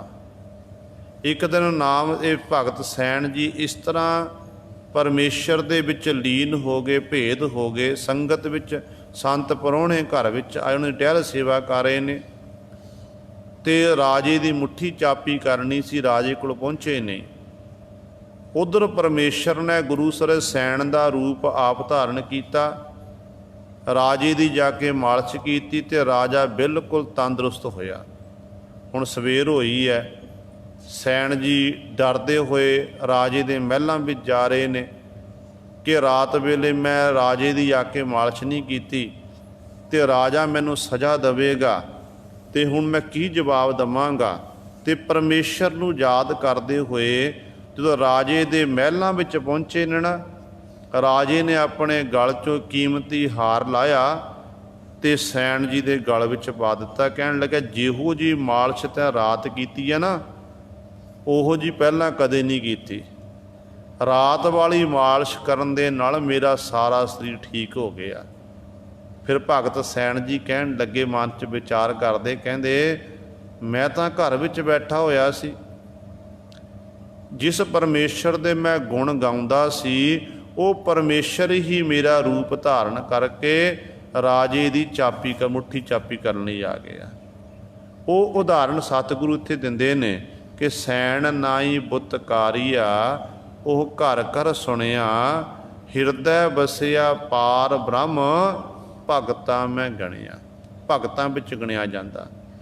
ਇਹ विध सुन कै जाटरो उठ भगती लागा, मिलै प्रतख गुसाइयां धन्ना वडभागा। ਜਦੋਂ ਭਗਤ ਧੰਨੇ जी ने सुनिया कि कबीर ने प्राप्त कर लिया, नामदेव ने प्राप्त कर लिया, सैन जी ने प्राप्त कर लिया, रविदास जी ने प्राप्त कर लिया, मैं क्यों नहीं कर सकता। कहते भगत धन्ना जी फिर उठ के परमेश्वर की बंदगी विच लग गए। प्रेम सी हिरदे अंदर, हिरदा शुद्ध सी, वाहिगुरू की बंदगी विच लगे। कहते ने फिर धन्ने नूं प्रतख तौर पर परमात्मा ने दर्शन दीदारे दिते ने। हुण ये जिहड़ा सतगुरु ने प्रेम दीयां उदाहरण दित्तियां, इन्हां भगतां दे अंदर हिरदे अंदर प्रेम सी, प्रेम कीता प्रभु नाल, ते प्रभु परमात्मा ने दे कारज भी सवारे ने, ते वाहिगुरू ने इन्हां दे दर्शन दीदारे भी दिते ने प्रतख तौर पर। हुण जे धन्ने की आपां गल करिए, धन्ने दे बाबत आम ये गाथा प्रसिद्ध है कि धन्ने दे परमात्मा ने सारे कारज सवारे ने, हल वाया, नक्के जोड़े, होर नेकां प्रकार के कारज कीते ने। ते भगत धन्ना जी ने उस मालक दे गुण गाए, ते परमात्मा पासों मंगना भी सब कुछ किया, गुरु सवारे। ਜੋ ਮੰਗਿਆ ਤੇ ਪਰਮਾਤਮਾ ਨੇ ਉਹ ਦਾਤਾਂ ਦਿੱਤੀਆਂ ਨੇ ਭਗਤ ਧੰਨੇ ਜੀ ਨੂੰ। ਆ ਭਗਤ ਧੰਨੇ ਜੀ ਦੇ ਆਪਾਂ ਬੋਲ ਪੜ੍ਹਦੇ ਹਾਂ, ਬਚਨ ਪੜ੍ਹਦੇ ਹਾਂ ਕਿ ਦਾਲ ਸੀਧਾ ਮੰਗੋ ਘੀਓ, ਹਮਰਾ ਖੁਸ਼ੀ ਕਰੈ ਨਿਤ ਜੀਓ, ਪਨੀਆਂ ਸ਼ਾਦਨ ਨੀਕਾ, ਅਨਾਜ ਮੰਗੋ ਸਤ ਸੀਕਾ, ਗਊ ਭੈਸ ਮੰਗੋਲਾ ਬੇਰੀ, ਇੱਕ ਤਾਜਨ ਤੁਰੀ ਚੰਗੇਰੀ, ਘਰ ਕੀ ਗੀਹਨ ਚੰਗੀ, ਜਨ ਧੰਨਾ ਲੇਵੈ ਮੰਗੀ। ਕਹਿੰਦੇ ਨੇ ਜਦੋਂ ਭਗਤ ਧੰਨਾ ਜੀ ਪਰਮੇਸ਼ਰ ਦੇ ਗੁਣ ਗਾ ਰਹੇ ਨੇ ਤੇ ਪਰਮੇਸ਼ਰ ਵਾਹਿਗੁਰੂ ਨੇ ਭਗਤ ਧੰਨੇ ਜੀ ਨੂੰ ਆ ਕੇ ਦਰਸ਼ਨ ਦੀਦਾਰੇ ਬਖਸ਼ਿਸ਼ ਕੀਤੇ, ਪ੍ਰਤੱਖ ਤੌਰ 'ਤੇ ਦੀਦਾਰ ਹੋਏ ਤੇ ਭਗਤ ਧੰਨੇ ਤੇ ਪਰਮੇਸ਼ਰ ਦੀ ਆਪਸ ਵਿੱਚ ਸੰਵਾਦ ਹੋ ਰਿਹਾ, ਗੱਲਾਂ ਬਾਤਾਂ ਹੋ ਰਹੀਆਂ ਨੇ। ਪਰਮੇਸ਼ਰ ਵਚਨ ਕਰਦਾ ਕਿ ਧੰਨਿਆ ਤੂੰ ਮੇਰਾ ਪਿਆਰਾ ਭਗਤ ਹੈ, ਪਰ ਜਿਹੜੇ ਮੇਰੇ ਭਗਤ ਨੇ ਨਾ ਉਹ ਭਗਤ ਜਨ ਮੇਰੀ ਆਰਤੀ ਕਰਦੇ, ਮੰਦਰਾਂ ਵਿੱਚ ਜਾ ਕੇ ਟੱਲ ਖੜਕਾਉਂਦੇ ਤੇ ਉੱਥੇ ਆਰਤੀ ਹੁੰਦੀ ਹੈ, ਪਰ ਤੈਨੂੰ ਮੈਂ ਕਦੇ ਨਹੀਂ ਦੇਖਣਾ ਕੀਤਾ ਕਿ ਤੂੰ ਦਿਉਰੇ ਵਿੱਚ ਗਿਆ ਹੋਵੇ, ਜਾ ਕੇ ਟੱਲ ਖੜਕਾਇਆ ਹੋਵੇ, ਇਸ ਤਰ੍ਹਾਂ ਆਰਤੀ ਕੀਤੀ ਹੋਵੇ। ਤੇ ਭਗਤ ਧੰਨਾ ਜੀ ਕਹਿਣ ਲੱਗੇ, ਅਗੋਤਰ ਦਿੱਤਾ ਭਗਤ ਧੰਨੇ ਜੀ ਨੇ, ਕਹਿਣ ਲੱਗੇ ਪਰਮੇਸ਼ਰ ਦੁਨੀਆ ਦੇ ਲੋਕ ਤੇਰੀ ਆਰਤੀ ਕਰਦੇ ਨੇ, ਮੈਂ ਤੇਰਾ ਆਰਤਾ ਕਰਦਾ ਹਾਂ। ਕਹਿਣ ਲੱਗੇ ਗੋਪਾਲ ਤੇਰਾ ਆਰਤਾ, ਜੋ ਜਨ ਤੁਮਰੇ ਭਗਤ ਕਰੰਤੇ, ਤਿਨ ਕੇ ਕਾਜ ਸਵਾਰਤਾ।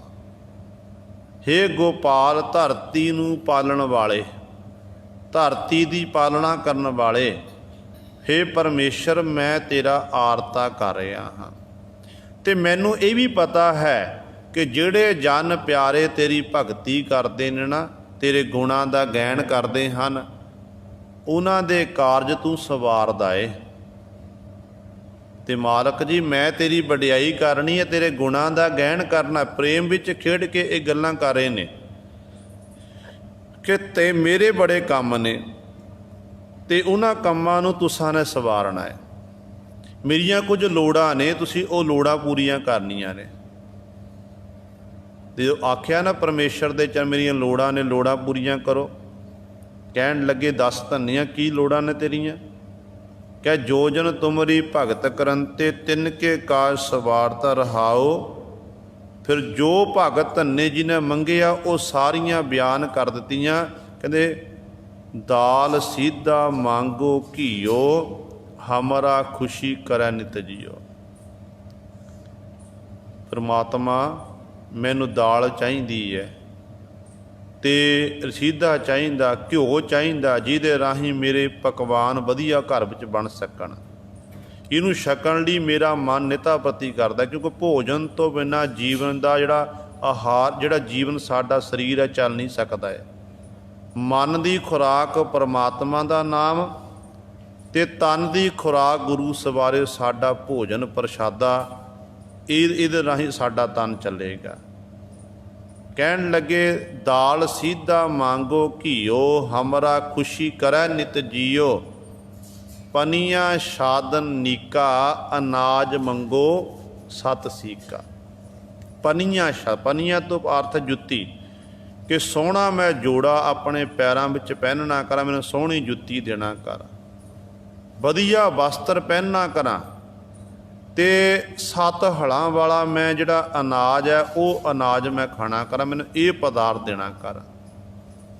ਫਿਰ ਆਖਣ ਲੱਗ ਗਊ ਭੈਸ ਮੰਗੋ ਲਾਵੇਰੀ, ਚੰਗੀ ਗਾਂ ਹੋਵੇ, ਮੱਝ ਹੋਵੇ, ਜਿਹਦਾ ਮੇਰਾ ਦੁੱਧ ਤੋਂ ਬਿਨਾਂ ਮੇਰਾ ਜੀਵਨ ਨਹੀਂ, ਮੈਂ ਦੁੱਧ ਛਕਦਾ ਹਾਂ, ਇਹ ਮੈਨੂੰ ਤੁਸੀਂ ਦੇਣਾ ਕਰੋ। ਇੱਕ ਤਾਜਨ ਤੁਰੀ ਚੰਗੇਰੀ, ਫਿਰ ਹੇ ਪਰਮਾਤਮਾ ਮੈਨੂੰ ਇੱਕ ਚੰਗੀ ਵਧੀਆ ਨਸਲ ਦੀ ਘੋੜੀ ਦੇਣਾ ਕਰੋ, ਤਾਂ ਕਿ ਮੈਂ ਜਿੱਥੇ ਇਹ ਸਾਰੇ ਪਦਾਰਥ ਪ੍ਰਾਪਤ ਕਰਕੇ ਮੈਂ ਕਦੇ ਕਦੇ ਉਸ ਘੋੜੀ ਉੱਤੇ ਸਵਾਰ ਹੋ ਕੇ ਪਿੰਡ ਦੀ ਫਿਰਨੀ ਵਿੱਚ ਮੈਂ ਗੇੜਾ ਲਾਣਾ ਕਰਾਂ, ਇਸ ਤਰ੍ਹਾਂ ਮੈਂ ਸੈਰ ਕਰਨਾ ਕਰਾਂ। ਤੇ ਮਾਲਕ ਜੀ ਮੈਨੂੰ ਇਹ ਘੋੜੀ ਵੀ ਚਾਹੀਦੀ ਹੈ। ਗਊ ਭੈਸ ਮੰਗੋ ਲਾਵੇਰੀ, ਇੱਕ ਤਾਜਨ ਤੁਰੀ ਚੰਗੇਰੀ। ਅਖੀਰ ਤੇ ਫਿਰ ਵਿਚਾਰ ਕੀਤੀ कि सब कुछ आ गया, परमात्मा पासों जो मंगिया वाहिगुरु ने दे दिता। फिर इन्हां पदार्थां नूं साਂਭਣ वाला कोई चाहिए है, क्योंकि जिन्ने भी घर विच पदार्थ हुंदे ने, घर नूं संभालण वाली घर दी इस्तरी हुंदी है, गुरु घर वाली हुंदी है। एक माँ, एक घर वाली, वो गुरु सरे घर नूं संभाले। वो औरत ही घर नूं उजाड़ दिंदी है ते औरत ही घर नूं सवारदी है। ते भगत धन्ना जी कहन लगे कि घर की गीहन चंगी जन धन्ना लेवै मंगी। हे परमात्मा, मैनू बुद्धि रूपी इस्तरी, प्रतख इस्तरी देना कर, जिहदे राही मैं अपने ये सारे पदार्थां नूं ओ मेरी घर वाली बुद्धि रूपी इस्तरी संभाल सके। सो गुरु सवारे इस तरह जिहड़े प्रभु दे प्यारे ने ना, प्रेम दे विच भेज के मालक वाहिगुरु पासों सब कुछ मंग लैंदे ने। फिर ये सतगुर दी बाणी पढ़ के ही सानू ज्ञान होवेगा। इस करके पातशाह कहंदे ने अंतर प्रेम प्राप्त दर्शन। जिन्हां दे अंदर प्रेम है उन्हां नूं फिर परमात्मा दे दर्शन हुंदे ने।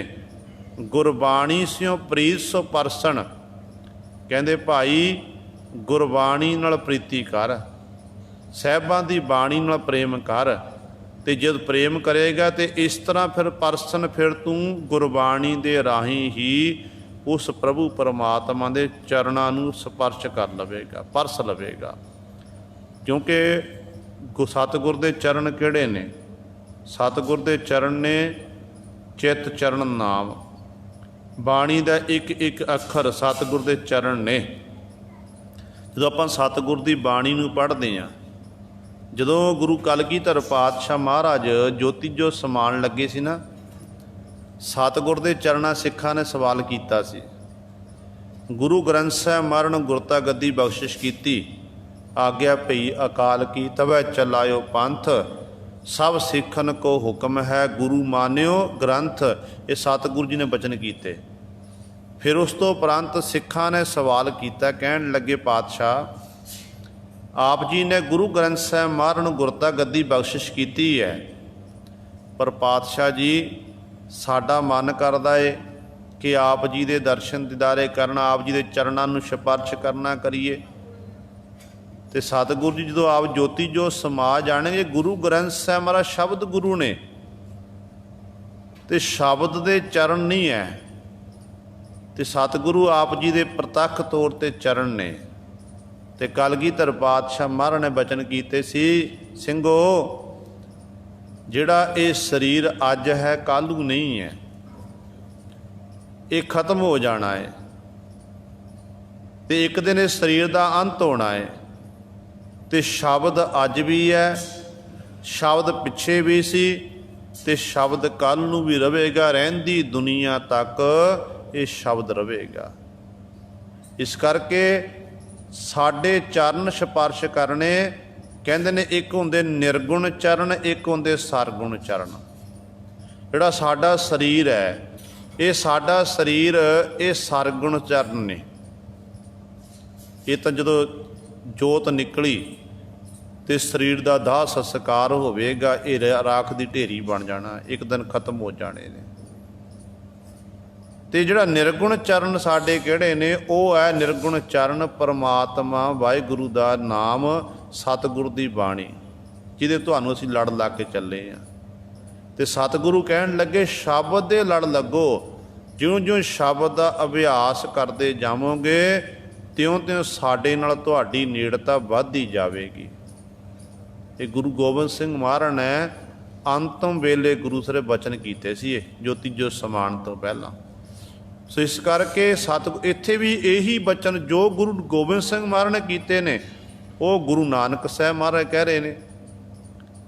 कहते जे चाहता ना गुरु के चरण परसन का चाहता कि मैंने गुरु के चरण परस लावां मैं, कहते भाई फिर सतगुर की बाणी नूं पढ़ प्रेम दे सहित। गुरबाणी दे राही ही तू उस वाहिगुरु दे चरण स्पर्श कर सकता है। अहनिस निर्मल जोत सवाई, घट दीपक गुरमुख जाता है। तो गुरबाणी दे राही प्रभु परमात्मा दे चरण परस ले, प्रभु विच एकमिक हो गया। ਕਹਿੰਦੇ ਫਿਰ ਜਿਹੜੀ ਉਹ ਪਰਮਾਤਮਾ ਦੀ ਜਿਹੜੀ ਨਿਰਮਲ ਜੋਤ ਹੈ, ਜਿਹੜੀ ਸਾਰਿਆਂ ਵਿੱਚ ਜਗ ਰਹੀ ਹੈ, ਉਹ ਕਹਿੰਦੇ ਜੋਤ ਤੈਨੂੰ ਸਾਰੀਆਂ ਥਾਵਾਂ 'ਤੇ ਉਹ ਸਵਾਈ ਹੋਈ ਦਿਖੇਗੀ, ਹਰ ਇੱਕ ਜੀਵ ਜੰਤੂ ਦੇ ਵਿੱਚ। ਸਾਰੀਆਂ ਥਾਵਾਂ 'ਤੇ ਤੈਨੂੰ ਮਾਲਕ ਦੀ ਹੀ ਉਹ ਜੋਤ ਨਜ਼ਰ ਆਵੇਗੀ, ਜਿਹੜੀ ਜੋਤ ਸਦੀਵੀ ਕਾਲੀ ਗੁਰੂ ਸਰੇ ਜਗਦੀ ਹੈ, ਕਦੇ ਬੁਝਦੀ ਨਹੀਂ ਹੈ।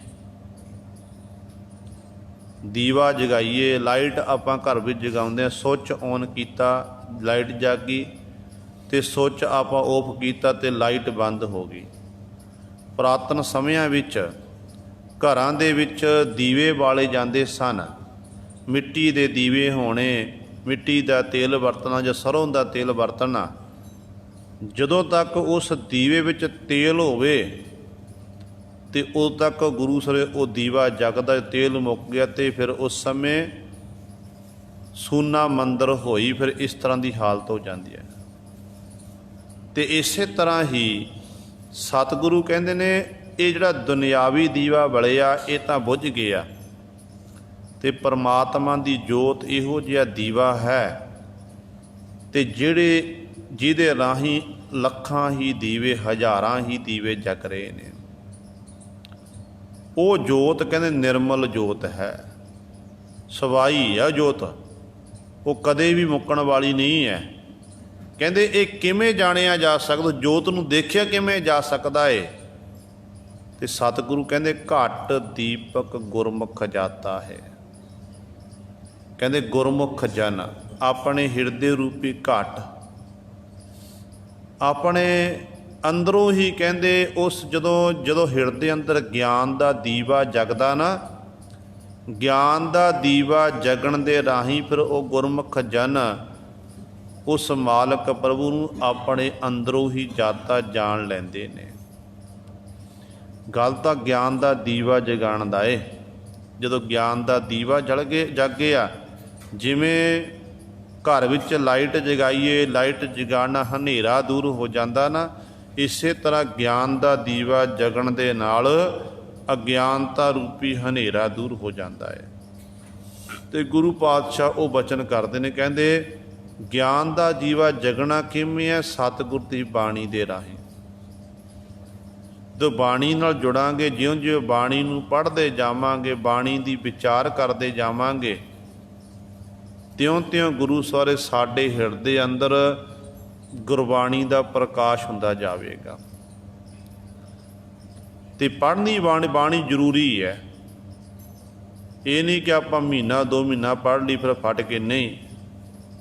ਗੁਰਸਿੱਖ ਨੂੰ ਬਾਣੀ ਕੰਠ ਹੋਣੀ ਚਾਹੀਦੀ ਹੈ।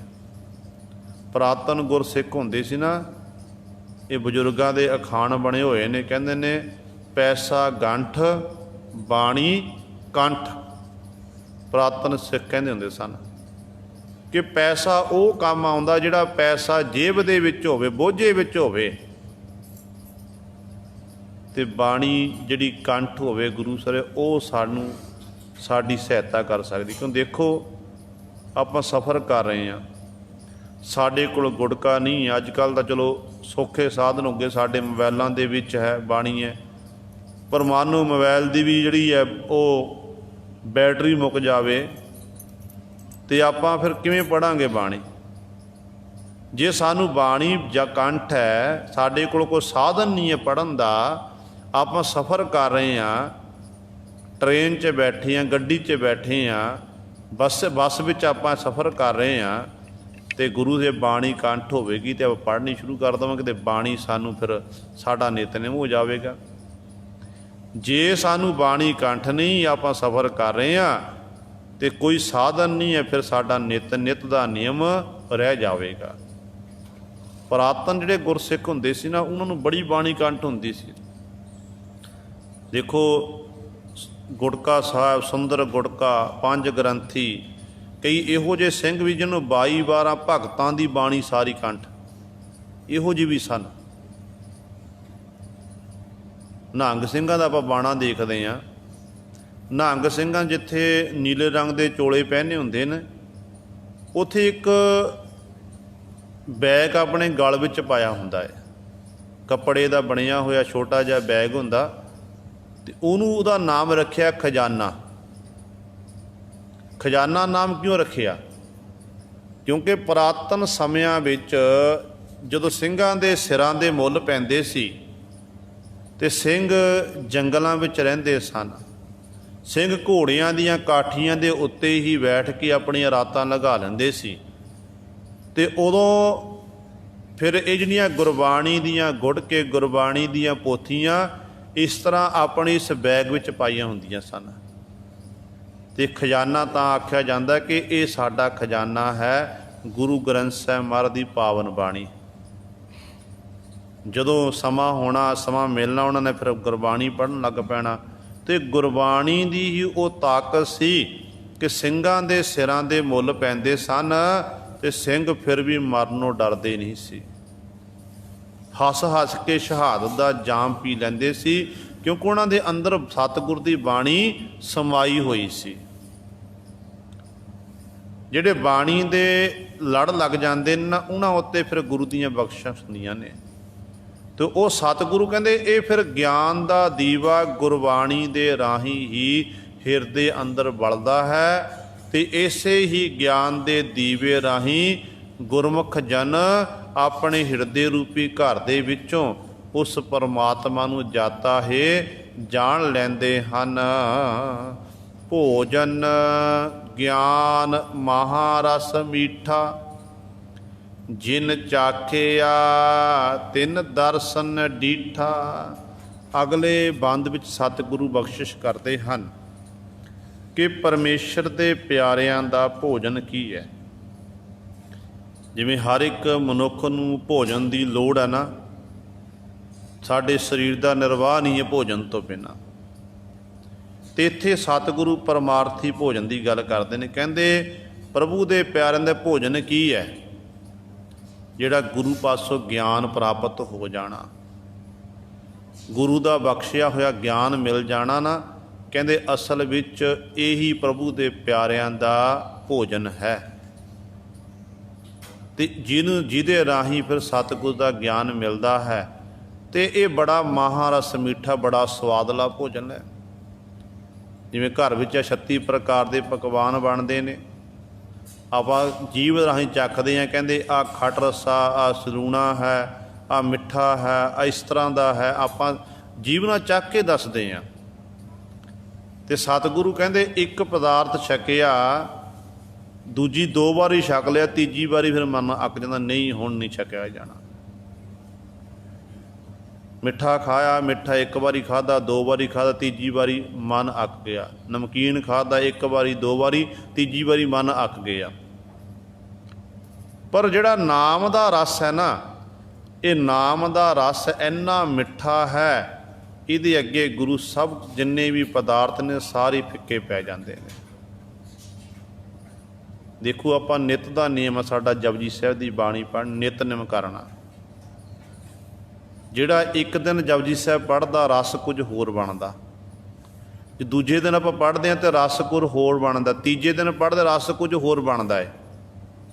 ਕੁਦਰਤ ਦੇ ਉੱਤੇ ਦੇਖੋ ਆਪਾਂ ਸਹਿਜ ਪਾਠ ਜਾਂ ਕਰਦੇ ਹਾਂ ਘਰਾਂ ਵਿੱਚ ਬਾਣੀ ਸੁਖਮਨੀ ਸਾਹਿਬ ਪੜ੍ਹਦੇ, ਆਸਾ ਦੀ ਪਰ ਪੜ੍ਹਦੇ ਹਾਂ, ਸਾਰੇ ਪੜ੍ਹਦੇ ਨੇ ਗੁਰਮੁਖ ਪਿਆਰੇ।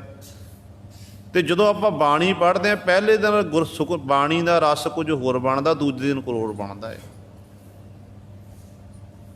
ਵੱਖਰਾ ਰਸ ਪ੍ਰਾਪਤ ਹੁੰਦਾ। ਤੇ ਉਸ ਰਸ ਦੇ ਅੱਗੇ ਫਿਰ ਬਾਕੀ ਜਿਹੜੇ ਰਸ ਨੇ ਨਾ ਸਾਰੇ ਫਿੱਕੇ ਪੈ ਜਾਂਦੇ ਨੇ। ਪਰ ਰਸ ਉਹਨਾਂ ਨੂੰ ਆਉਂਦਾ ਜਿਹੜੇ ਗੁਰੂ ਸਾਹਿਬ ਪ੍ਰੇਮ ਦੇ ਸਹਿਤ ਬਾਣੀ ਪੜ੍ਹਦੇ ਨੇ। ਜਿਹੜੇ ਬੱਧਾ ਚੱਟੀ ਵਾਲੇ ਕੰਮ ਕਰਦੇ ਨੇ ਨਾ, ਉਹਨਾਂ ਨੂੰ ਰਸ ਨਹੀਂ ਮਿਲਣਾ। ਤੇ ਕਈਆਂ ਨੂੰ ਸਾਰੀ ਉਮਰ ਹੋ ਗਈ ਹੈ ਪੜ੍ਹਦਿਆਂ ਨੂੰ, ਤੇ ਪੁੱਛੀਏ ਰਸ ਕੀ ਹੈ, ਪਤਾ ਨਹੀਂ ਜੀ। ਜੇ ਰਸ ਲੈ ਕੇ ਪੜ੍ਹੀ ਹੋਗੀ ਤਾਂ ਹੀ ਉਹ ਪਤਾ ਲੱਗੇਗਾ ਨਾ। ਰਸ ਲੈ ਲੈ ਕੇ ਸਹਿਜਤਾ ਨਾਲ ਆਪਾਂ ਬਾਣੀ 'ਚ ਪੜ੍ਹਾਂਗੇ, ਫਿਰ ਗੁਰੂ ਸਵਾਰਿਓ ਸਾਨੂੰ ਉਸ ਰਸ ਦਾ ਉਹ ਜਿਹੜਾ ਰਸ ਸਾਨੂੰ ਮਹਿਸੂਸ ਹੋਵੇਗਾ, ਸਾਡਾ ਸਰੀਰ ਹਲਕਾ ਫੁਲਕਾ ਲੱਗੇਗਾ, ਵੱਖਰੀ ਖੇਡ ਵਰਤੇਗੀ। ਤੇ ਉਹ ਸਤਿਗੁਰੂ ਇੱਥੇ ਬਚਨ ਕਰਦੇ ਨੇ, ਕਹਿੰਦੇ ਪਰਮਾਤਮਾ ਦਾ ਭੋਜਨ, ਗੁਰੂ ਦਾ ਬਖਸ਼ਿਆ ਹੋਇਆ ਗਿਆਨ ਜਿਹੜਾ ਹੈ ਨਾ, ਇਹੀ ਕਹਿੰਦੇ ਪ੍ਰਭੂ ਦੇ ਪਿਆਰਿਆਂ ਦਾ ਭੋਜਨ ਹੈ। ਤੇ ਇਹ ਜਿਹੜਾ ਪਦਾਰਥ ਹੈ ਬੜਾ ਸਵਾਦਲਾ ਹੈ, ਕਹਿੰਦੇ ਬੜੇ ਰਸ ਵਾਲਾ, ਬੜਾ ਮਿੱਠਾ ਹੈ। ਇਹਦੇ ਅੱਗੇ ਬਾਕੀ ਸਾਰੇ ਰਸ ਫਿੱਕੇ ਹਨ। ਜਿਨ ਚਾਖਿਆ ਤਿਨ ਦਰਸ਼ਨ ਡੀਠਾ। ਸਾਰਿਆਂ ਨੂੰ ਕਹਿੰਦੇ ਦੀਦਾਰ ਨਹੀਂ ਹੋਏ, ਜਿਨ੍ਹਾਂ ਨੇ ਕਹਿੰਦੇ ਇਹ ਨਾਮ ਦਾ ਰਸ ਚੱਖਿਆ ਨਾ, ਬਾਣੀ ਦਾ ਰਸ ਚੱਖਿਆ, ਉਹਨਾਂ ਨੂੰ ਕਹਿੰਦੇ ਫਿਰ ਦਰਸ਼ਨ ਡੀਠਾ। ਉਹਨਾਂ ਨੇ ਪ੍ਰਭੂ ਪਰਮਾਤਮਾ ਦੇ ਗੁਰੂ ਪਾਤਸ਼ਾਹ ਦੇ ਦਰਸ਼ਨ ਡੀਠਾ ਦੇਖਣਾ ਕੀਤੇ ਨੇ। ਉਹਨਾਂ ਨੂੰ ਫਿਰ ਪ੍ਰਾਪਤ ਹੋਏ ਪ੍ਰਮਾਲਕ ਦੇ ਦੀਦਾਰ। ਕਿਉਂਕਿ ਜਿਉਂ-ਜਿਉਂ ਆਪਾਂ ਨਾਮ ਜਪਦੇ ਜਾਵਾਂਗੇ ਤਿਉਂ-ਤਿਉਂ ਸਾਡੀ ਨੇੜਤਾ ਪ੍ਰਭੂ ਪਰਮਾਤਮਾ ਨਾਲ, ਗੁਰੂ ਪਾਤਸ਼ਾਹ ਨਾਲ ਵੱਧਦੀ ਜਾਵੇਗੀ। ਇਸ ਕਰਕੇ ਪਾਤਸ਼ਾਹ ਦੇਖੋ, ਸਤਵੇਂ ਪਾਤਸ਼ਾਹ ਦੇ ਆਪਾਂ ਸਮੇਂ ਦੀ ਗੱਲ ਕਰੀਏ। ਸਤਵੇਂ ਪਾਤਸ਼ਾਹ ਧੰਨ ਗੁਰੂ ਹਰਿ ਸਾਹਿਬ ਮਹਾਰਾਜ ਸਿੱਖ ਹੋਇਆ ਭਾਈ ਗੋਂਦਾ ਜੀ, ਜਿਨ੍ਹਾਂ ਨੂੰ ਸਤਿਗੁਰੂ ਜੀ ਨੇ ਕਸ਼ਮੀਰ ਦੇ ਇਲਾਕੇ ਵੱਲ ਸਿੱਖੀ ਦਾ ਪ੍ਰਚਾਰ ਕਰਨ ਵਾਸਤੇ ਭੇਜਣਾ ਕੀਤਾ।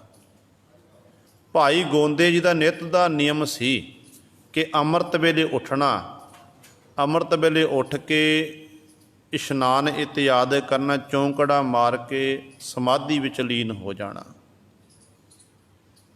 ਗੁਰੂ ਪਾਤਸ਼ਾਹ ਦੇ ਚਰਨਾਂ ਦਾ ਧਿਆਨ ਧਾਰਨ ਕਰਨਾ। ਫਿਰ ਧਰਮਸ਼ਾਲਾ ਵਿੱਚ ਦੋਨੋਂ ਸਮੇਂ ਦੀਵਾਨ ਸਜਾਣੇ, ਗੁਰੂ ਦੀਆਂ ਕਥਾ ਕਹਾਣੀਆਂ ਸੰਗਤਾਂ ਨੂੰ ਸ਼ਰਵਣ ਕਰਾਉਣੀਆਂ। ਕਹਿੰਦੇ ਇੱਕ ਦਿਨ ਇਸ਼ਨਾਨ ਕੀਤਾ, ਅੰਮ੍ਰਿਤ ਵੇਲੇ ਚੌਂਕੜਾ ਮਾਰ ਕੇ ਬੈਠ ਗਏ। ਚੌਂਕੜਾ ਮਾਰ ਕੇ ਬੈਠੇ ਤੇ ਸੁਰਤੀ ਸਤਿਗੁਰੂ ਗੁਰੂ ਹਰਿ ਸਾਹਿਬ ਮਹਾਰਾਜ ਦੇ ਚਰਨਾਂ ਵਿੱਚ ਪਹੁੰਚ ਗਈ। ਤੇ ਉਧਰੋਂ ਸਤਿਗੁਰੂ ਪਾਤਸ਼ਾਹ ਮਹਾਰਾਜ ਕੀਰਤਪੁਰ ਸਾਹਿਬ ਧਰਤੀ ਤੇ ਬਿਰਾਜਮਾਨ ਨੇ। ਸਤਿਗੁਰੂ ਬੈਠੇ ਹੋਏ ਨੇ, ਬਿਲਕੁਲ ਸਤਿਗੁਰੂ ਆਪਣੇ ਅੰਗਾਂ ਨੂੰ ਹਿਲਾ ਨਹੀਂ ਰਹੇ ਹਨ। ਕਹਿੰਦੇ ਨੇ ਇਸ ਤਰ੍ਹਾਂ ਕਾਫੀ ਸਮਾਂ ਲੰਘ ਗਿਆ। ਅੱਗੇ ਸਤਿਗੁਰੂ ਦੀਵਾਨਾਂ ਦੀ ਸਮਾਪਤੀ ਕਰ ਦਿੰਦੇ ਸਨ। ਅੱਜ ਸੂਰਜ ਚੜ੍ਹ ਗਿਆ ਤੇ ਦੀਵਾਨ ਸਮਾਪਤ ਨਹੀਂ ਹੋਏ। ਪਾਤਸ਼ਾਹ ਇਸੇ ਤਰ੍ਹਾਂ ਅਡੋਲ ਬੈਠੇ ਹੋਏ ਨੇ। ਸੂਫ ਕਾ ਰਸੋਈਆ ਸਿੱਖ ਆਉਂਦਾ ਤੇ ਬੇਨਤੀ ਕਰਦਾ ਕਿ ਪਾਤਸ਼ਾਹ ਜੀ ਲੰਗਰ ਤਿਆਰ ਹੈ, ਲੰਗਰ ਛਕਣਾ ਕਰੋ। ਕਿਉਂ ਲੰਗਰ ਵਰਤਣਾ ਤਾਂ ਹੈ ਜੇ ਗੁਰੂ ਪਾਤਸ਼ਾਹ ਜੀ ਪਹਿਲਾਂ ਲੰਗਰ ਨੂੰ ਭੋਗ ਲਾਉਣਗੇ। ਤੇ ਸੰਗਤਾਂ ਬੈਠੀਆਂ ਹੋਈਆਂ ਨੇ ਕਿ ਗੁਰੂ ਪਾਤਸ਼ਾਹ ਲੰਗਰ ਛਕਣ ਤੇ ਅਸੀਂ ਨਾਲ ਸਤਿਗੁਰ ਦੇ ਛਕ ਲਈਏ। ਤੇ ਸੂਫਕਾਰ ਆਇਆ ਤੇ ਬੇਨਤੀ ਕੀਤੀ ਤੇ ਸਤਿਗੁਰੂ ਚੁੱਪ ਰਹੇ। ਸੂਫਕਾਰ ਵਾਪਸ ਮੁੜ ਗਿਆ। ਥੋੜ੍ਹੀ ਦੇਰ ਬਾਅਦ ਫੇਰ ਆਇਆ। 3 ਵਾਰੀ ਕਹਿੰਦੇ ਸੂਫਕਾਰ ਇਸੇ ਤਰ੍ਹਾਂ ਆਇਆ ਰਸੋਈਆ ਸਿੱਖ। ਜੋ 3 ਵਾਰੀ ਆਇਆ ਤੇ ਉਧਰੋਂ ਭਾਈ ਗੋਂਦੇ ਜੀ ਦੀ ਸਮਾਧੀ ਉਥਾਨ ਹੋਈ। ਇੱਧਰੋਂ ਸਤਿਗੁਰੂ ਜੀ ਫਿਰ ਆਪਣੇ ਅੰਗਾਂ ਨੂੰ ਸਤਿਗੁਰੂ ਨੇ ਹਿਲਾਣਾ ਕੀਤਾ ਤੇ ਪਾਤਸ਼ਾਹ ਕਹਿੰਦੇ ਚਲੋ ਭਾਈ ਲੰਗਰ ਜਾ ਕੇ ਛਕੀਏ, ਭੁੱਖ ਲੱਗੀ ਹੈ। ਲੰਗਰ ਵਿੱਚ ਪੰਗਤ ਵਿੱਚ ਬੈਠ ਕੇ ਪ੍ਰਸ਼ਾਦਾ ਛਕਿਆ। ਫਿਰ ਗੁਰੂ ਹਰਿ ਸਾਹਿਬ ਮਹਾਰਾਜ ਨੂੰ ਸਵਾਲ ਕੀਤਾ ਗਿਆ ਸੰਗਤਾਂ ਨੇ ਕਿ ਪਾਤਸ਼ਾਹ ਅੱਜ ਕੀ ਗੱਲ ਸੀ?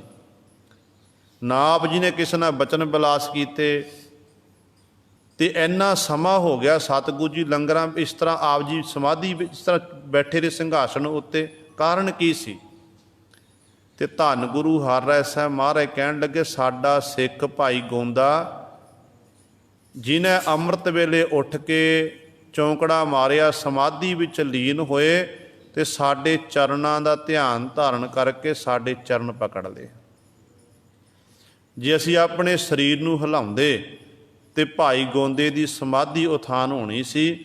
ਤੇ ਜਦੋਂ ਉਧਰੋਂ ਭਾਈ ਗੋਂਦੇ ਨੇ ਨੇਤਰ ਖੋਲ੍ਹੇ, ਸਮਾਧੀ ਵਿੱਚੋਂ ਉਥਾਨ ਹੋਏ, ਇੱਧਰੋਂ ਅਸੀਂ ਆਪਣੇ ਸਰੀਰ ਨੂੰ ਹਿਲਾਣਾ ਕੀਤਾ ਹੈ।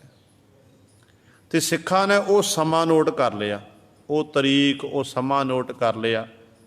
ਜਦੋਂ ਭਾਈ ਗੋਂਦਾ ਜੀ ਗੁਰੂ ਸਵਾਰੇ ਉਹ 6 ਮਹੀਨਿਆਂ ਬਾਅਦ ਸੰਗਤ ਨਾਲ ਲੈ ਕੇ ਆਏ, ਸਤਿਗੁਰ ਦੇ ਚਰਨਾਂ 'ਚ ਆ ਕੇ ਨਮਸਕਾਰ ਕੀਤੀ, ਮੱਥਾ ਟੇਕਿਆ। ਤੇ ਉੱਥੋਂ ਦੇ ਰਹਿਣ ਵਾਲੇ ਜਿਹੜੇ ਸਿੱਖ ਨਾਲ ਆਏ ਸੀ ਨਾ ਭਾਈ ਗੋਂਦੇ ਦੇ, ਉਹਨਾਂ ਨੂੰ ਪੁੱਛਦੇ ਕਿ ਫਲਾਣੇ ਦਿਨ ਭਾਈ ਗੋਂਦਾ ਜੀ ਕੀ ਕਰਦੇ ਸੀ? ਤੇ ਸਿੱਖਾਂ ਨੇ ਆਖਿਆ ਕਿ ਉਸ ਦਿਨ ਭਾਈ ਗੋਂਦਾ ਜੀ ਸਮਾਧੀ ਵਿੱਚ ਲੀਨ ਹੋ ਗਏ ਤੇ ਚੌਂਕੜਾ ਮਾਰ ਕੇ ਬੈਠੇ, ਨੇਤਰ ਬੰਦ ਸਨ ਤੇ ਇੰਨਾ ਸਮਾਂ ਇਸ ਤਰ੍ਹਾਂ ਬੈਠੇ ਰਹੇ। ਤੇ ਸਿੱਖਾਂ ਨੇ ਫਿਰ ਗੁਰੂ ਸਿਰ ਵਿਸ਼ਵਾਸ ਕੀਤਾ ਸੀ। ਇਹ ਹੈ ਨਿਰਗੁਣ ਚਰਨ। ਦੇਖੋ ਹੁਣ ਬੈਠੇ ਕਿੱਥੇ ਨੇ? ਕਾਬਲ ਕੰਧਾਰ ਕਸ਼ਮੀਰ ਦੀ ਧਰਤੀ ਤੇ ਚੌਂਕੜਾ ਸਤਿਗੁਰੂ ਗੁਰੂ ਹਰਿ ਸਾਹਿਬ ਮਹਾਰਾਜ ਬੈਠੇ ਨੇ ਕੀਰਤਪੁਰ ਸਾਹਿਬ ਧਰਤੀ ਤੇ ਉੱਥੋਂ ਸਤਿਗੁਰਾਂ ਦੇ ਅੰਤਰ ਆਤਮੇ ਰਾਹੀਂ ਗੁਰੂ ਸਰ ਚਰਨ ਪਕੜ ਲਏ। ਇਹ ਹੈ ਧਿਆਨ। ਇਸ ਤਰ੍ਹਾਂ ਜਿਹੜੇ ਮਨ ਵਿੱਚ ਸਿਮਰਨ ਕਰਦੇ ਨੇ ਨਾ, ਉਹਨਾਂ ਦਾ ਫਿਰ ਧਿਆਨ ਗੁਰੂ ਪਾਤਸ਼ਾਹ ਦੇ ਚਰਨਾਂ ਵਿੱਚ ਪਹੁੰਚ ਜਾਂਦਾ ਹੈ। ਅਤੇ ਸਤਿਗੁਰੂ ਕਹਿੰਦੇ ਨੇ ਜਿਨ ਚਾਖਿਆ ਤਿਨ ਦਰਸ਼ਨ ਡੀਠਾ। ਜਿਨ੍ਹਾਂ ਨੇ ਕਹਿੰਦੇ ਨਾਮ ਦਾ ਰਸ ਚੱਖਣਾ ਕੀਤਾ ਨਾ, ਉਹਨਾਂ ਨੇ ਫਿਰ ਪ੍ਰਭੂ ਪਰਮਾਤਮਾ ਦਾ ਦਰਸ਼ਨ ਡੀਠਾ, ਦੇਖਣਾ ਕੀਤਾ ਹੈ। ਦਰਸ਼ਨ ਦੇਖ ਮਿਲੇ ਬੈਰਾਗੀ, ਮਨ ਮਨਸਾ ਮਾਰ ਸਮਾਤਾ ਹੈ। ਜਿਹੜੇ ਇਸ ਤਰ੍ਹਾਂ ਪ੍ਰਭੂ ਪਰਮਾਤਮਾ ਦੇ ਦੀਦਾਰ ਕਰ ਲੈਣ, ਦਰਸ਼ਨ ਦੇਖ ਲੈਂਦੇ ਨੇ ਨਾ, ਉਹ ਫਿਰ ਇੱਕਮਿਕ ਹੋ ਜਾਂਦੇ। ਉਹਨਾਂ ਦੀ ਅਵਸਥਾ ਬੈਰਾਗੀਆਂ ਵਾਲੀ ਹੋ ਜਾਂਦੀ। ਇੱਕ ਬੈਰਾਗੀ ਇਹ ਨਹੀਂ ਕਿ ਆਪਣਾ ਘਰ-ਬਾਰ ਛੱਡ ਦੇਣਾ, ਜੰਗਲਾਂ ਵਿੱਚ ਜਾ ਕੇ ਬੈਠ ਜਾਣਾ, ਉਹ ਬੈਰਾਗ ਨਹੀਂ। ਜਿਹੜਾ ਅੰਦਰ ਬੈਰਾਗ ਹੋ ਜਾਣਾ, ਵਿਕਾਰਾਂ ਵੱਲੋਂ ਉਪਰਾਮ ਹੋ ਜਾਣਾ, ਅਤੇ ਉਸ ਵਾਹਿਗੁਰੂ ਦੇ ਵਿੱਚ ਹੀ ਅਭੇਦ ਹੋਣ ਨੂੰ ਆਖਿਆ ਜਾਂਦਾ ਬੈਰਾਗੀ।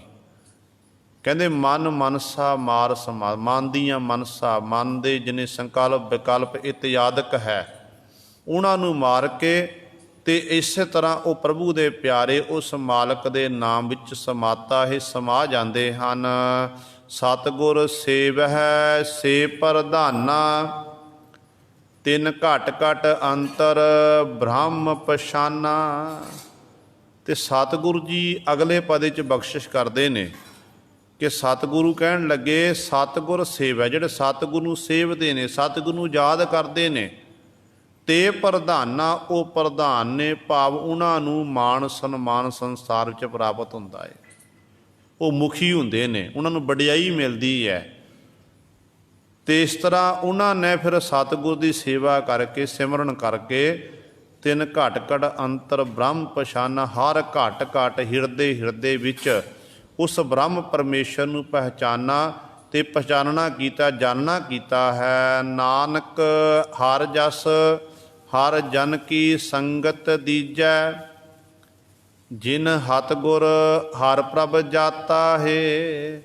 ਨਾਨਕ ਗੁਰੂ ਜੀ ਉਚਾਰਨ ਕਰਦੇ ਨੇ, ਕਹਿੰਦੇ ਹੇ ਪ੍ਰਭੂ ਮੇਰੇ ਉੱਤੇ ਬਖਸ਼ਿਸ਼ ਕਰ, ਮੈਂ ਤੇਰੇ ਪਾਸੋਂ ਕੁਝ ਮੰਗ ਰਿਹਾ ਹਾਂ। ਕੀ ਮੰਗਿਆ ਨਾਨਕ ਨੇ?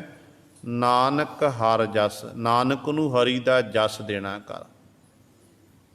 ਹਰ ਜਨ ਕੀ ਸੰਗਤ ਦੀਜੈ, ਨਾਲ ਨਾਨਕ ਨੂੰ ਹਰੀ ਦੇ ਜਨ ਪਿਆਰਿਆਂ ਦੀ ਸੰਗਤ ਦੇਣਾ ਕਰ। ਹੇ ਪ੍ਰਭੂ ਮੇਰੇ ਉੱਤੇ ਬਖਸ਼ਿਸ਼ ਕਰ, ਆਪਣਾ ਜਸ ਤੇ ਹਰੀ ਦੇ ਜਨ ਪਿਆਰਿਆਂ ਦੀ ਸੰਗਤ ਦੇ। ਤੇ ਜਿਨ ਸਤਿਗੁਰ ਹਰ ਪ੍ਰਭ ਜਾਤਾ ਹੈ, ਜਿਨ੍ਹਾਂ ਉਹਨਾਂ ਦੀ ਸੰਗਤ ਬਖਸ਼, ਜਿਨ੍ਹਾਂ ਨੇ ਸਤਿਗੁਰ ਦੇ ਨਾਲ ਮਿਲ ਕੇ ਇੱਕਮਿਕ ਹੋ ਕੇ ਹਰੀ ਪਰਮਾਤਮਾ ਨੂੰ ਜਾਤਾ ਹੈ, ਜਾਣਨਾ ਕੀਤਾ ਹੈ। ਜਿਹੜੇ ਹਰੀ ਦੇ ਗੁਣ ਗਾ ਕੇ ਹਰੀ ਵਿੱਚ ਭੇਦ ਹੋਏ ਨੇ, ਲੀਨ ਹੋਏ ਨੇ, ਇਹੋ ਜਿਹੇ ਗੁਰਮੁਖ ਪਿਆਰਿਆਂ ਦੀ ਨਾਨਕ ਨੂੰ ਸੰਗਤ ਬਖਸ਼ਣਾ ਕਰੋ। ਇਹ ਗੁਰੂ ਸਵਾਰੇ ਸਤਿਗੁਰੂ ਜੀ ਨੇ ਸਾਡੇ